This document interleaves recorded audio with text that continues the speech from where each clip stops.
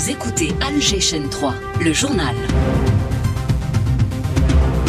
Bonsoir Céline. Bonsoir Hakim Bey, bonsoir à tous. Au sommaire de l'actualité et du journal de 19h, clôture aujourd'hui de la réunion du gouvernement Wali avec plusieurs recommandations attendues en matière de développement local et l'application des directives du chef de l'État.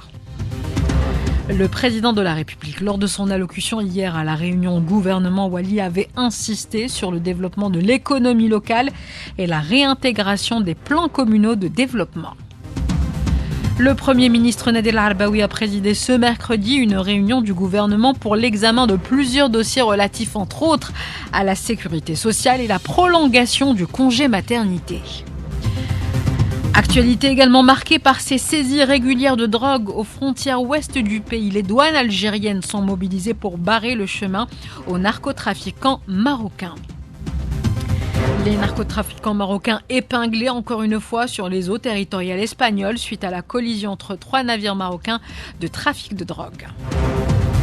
Les nouvelles autorités syriennes concluent un accord de désarmement avec les factions armées à travers le pays. Ces dernières vont intégrer les établissements officiels de la défense syrienne. Et on parlera enfin de sport, championnat arabe militaire de boxe, qualification du boxeur algérien Bilal Boudjeleta en finale. Tout le sport à la fin de ce journal avec Hamza Rahmouni.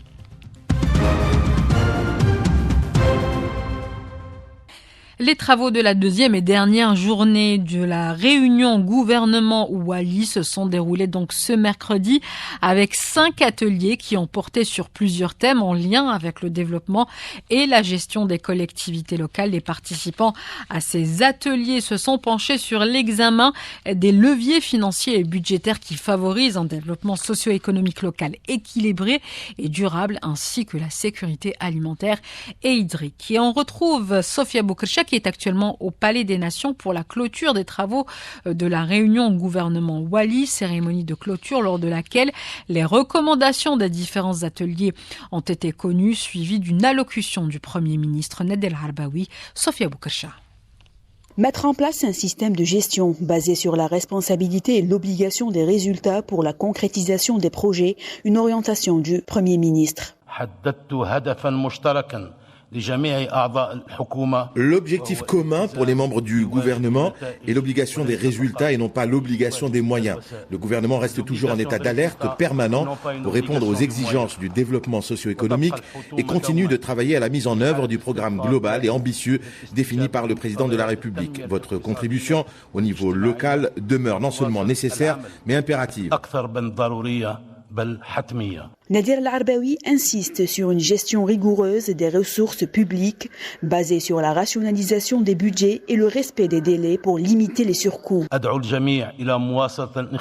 J'invite tout le monde à continuer de s'impliquer dans l'effort du gouvernement visant à rationaliser les dépenses, lutter contre le gaspillage et garantir la gestion réussie des programmes de développement au niveau local, tout en évitant les retards dans l'exécution des projets, ce qui conduit souvent à des réévaluations et ce qui alourdit le budget de l'État.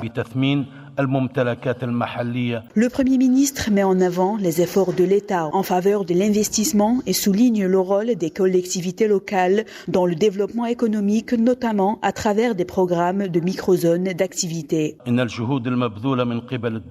Les efforts déployés par l'État pour mettre en place un système global d'investissement basé sur les principes de transparence et d'égalité, notamment en ce qui concerne l'accès au foncier économique, nécessitent une implication totale des collectivités locales afin d'insuffler la dynamique nécessaire au travail.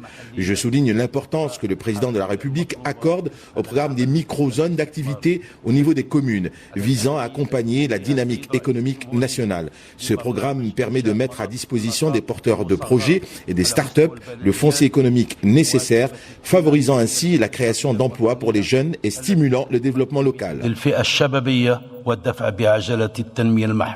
Enfin, le Premier ministre salue les recommandations issues de la rencontre gouvernement Wali, alignées sur les orientations du président de la République pour un développement local durable. Du Palais des Nations, Sofia Boukrcha, Alger Chaîne 3. Et d'ailleurs, hier, lors de son allocution d'ouverture des travaux de la réunion gouvernement Wali, le président de la République, Abdelmadjid Tebboune, a annoncé la reprise des plans communaux de développement ainsi que la poursuite des mesures de décentralisation en octroyant plus de prérogatives aux autorités locales, le président de la République.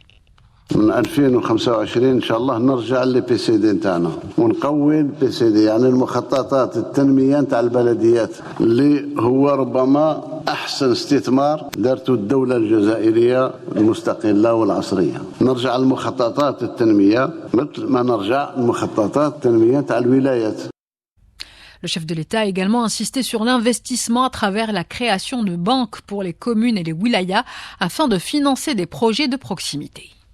نخلق بنك للبلديات والولايات يقترضوا منه لمشاريع اللي فيها مردودية. الاستثمار في المشروع اللي فيه مردودية ما يتقلش العبء على البلدية، بالعكس. وهنا أشير إلى أن قانون الحالي تاع البلديات يسمح بتكتل البلديات في مشاريعها مع بعض، في شركات بناء أو شركات إنجاز، سنديكا انتركومينو تشارك فيه كل البلديات، لأن بلدية وحدها ما تقدرش.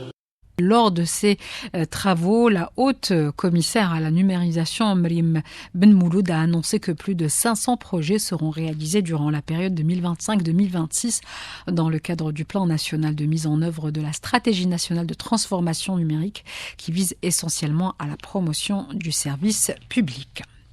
On continue avec les annonces de la réunion gouvernement Ouali en matière de développement local et pour l'illustrer, direction la wilaya de Bouagui où plus de 700 exploitations agricoles ont été raccordées à l'électricité et l'opération se poursuit jusqu'au raccordement de toutes les exploitations de la wilaya.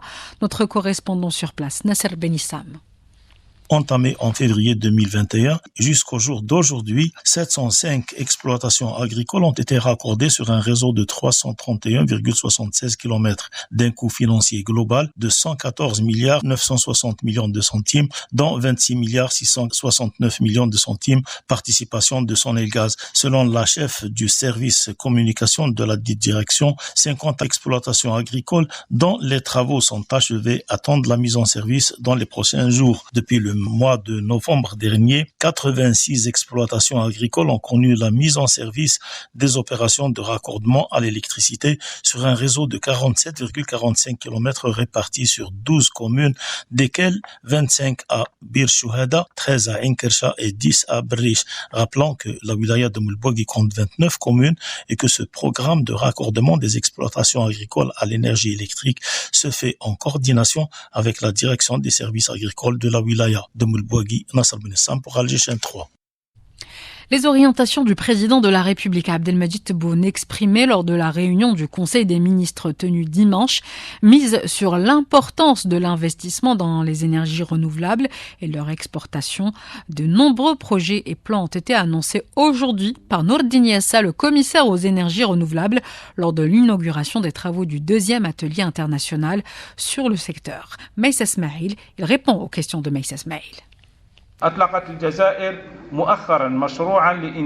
L'Algérie a lancé dernièrement un projet pour la production de 3000 MW d'énergie solaire à travers la réalisation de 20 nouvelles stations avec des capacités avoisinant les 50 et 300 MW pour chaque station et un taux d'intégration locale estimé à 35%. Une station solaire sera également réalisée dans la wilaya de Tindouf d'une capacité de 200 MW pour répondre aux besoins de cette région et soutenir les projets d'exploitation de la mine de Rajbilet et ses usines de transformation. En plus, l'énergie solaire va être utilisée dans les centrales électriques qui fonctionnent actuellement au diesel. Au sud du pays, en plus des projets en énergie solaire de la compagnie Sonatrach. Il est donc prévu que les capacités en énergie renouvelable dépassent en Algérie les 4000 MW, ce qui équivaut à 1,3 million de tonnes de gaz naturel. C'était donc là la déclaration de Nourdine Yassa, secrétaire d'État aux énergies renouvelables. Il était au micro de Meissa Smaïl. Le Premier ministre Nader Al-Arbaoui a présidé aujourd'hui une réunion du gouvernement où plusieurs dossiers relatifs notamment à la sécurité sociale et la prolongation du congé maternité ont été abordés. Les détails avec Linda Bradma. L'exécutif a examiné la loi 83/11 relative aux assurances sociales et il en résulte une bonne nouvelle, la prolongation du congé de maternité. Celui-ci est de 14 semaines, divisé en congé prénatal de 6 semaines et congé postnatal de 8 semaines. Le communiqué du Premier ministère n'a pas fourni de détails sur cette prolongation qui fait partie des engagements du président de la République. Le président Abdelmadjid Tebboune qui ne rate aucune occasion pour rappeler l'exécution de la stratégie de transformation numérique ainsi que du développement des prestations de services publics de la justice. Un dossier important qui a fait l'objet d'une communication présentée ce mercredi devant le gouvernement. L'exécutif qui a par ailleurs, au cours de cette réunion, finalisé l'examen du projet de décret présidentiel qui fixe les conditions et les modalités d'admission de l'étudiant étranger à l'université et aux institutions de l'enseignement et de la formation supérieure. Et ce, dans l'objectif de faire de l'université algérienne un pôle attractif à l'international. Enfin, le gouvernement a examiné un dernier projet de décret exécutif, celui de la loi 23/21, qui concerne la protection du patrimoine forestier. Il s'agit ici des modalités de déclassement des terres qui relèvent du domaine forestier. Le président de la République, Abdelmadjid Tebboune, a affirmé hier lors de la réunion gouvernement Wali que le gouvernement est appelé à élaborer une stratégie nationale multidimensionnelle de lutte contre la drogue durant le premier trimestre 2025 pour protéger les jeunes contre les risques de ce fléau. Et d'ailleurs, d'importantes quantités de drogue provenant des frontières ouest du pays sont régulièrement saisies par les douanes algériennes, comme le précise Al-Srihned, sous-directeur de la lutte contre la fraude à la Direction générale des douanes. Il a été contacté par Hafid Ahmouch. Les interventions des services opérationnels des douanes à travers le territoire national ont abouti, suivant les chiffres arrêtés au 14 décembre de l'année en cours, à la saisie d'importantes quantités de différents types de drogues, à savoir 8,3 tonnes de kiff traités, environ 550 kg de cocaïne et plus de 7 892 000 comprimés de substances psychotropes. Et le représentant du gouvernement espagnol en Andalousie a annoncé un accident de collision entre 3 bateaux de contrebande marocains faisant un blessé en état de mort cérébrale. Un incident qui met en lumière une nouvelle fois le rôle central du Maroc dans le trafic international de drogue, ont rapporté les médias espagnols. Toujours à l'international, les nouvelles autorités en Syrie annoncent avoir trouvé un accord avec tous les groupes armés du pays pour leur dissolution en intégration au sein du ministère syrien de la Défense. Cet accord ne concerne pas les forces sous domination kurde au nord du pays. Les explications avec le spécialiste du Proche et Moyen-Orient, Alexandre Aoun. Il a été contacté par Lies Telrini.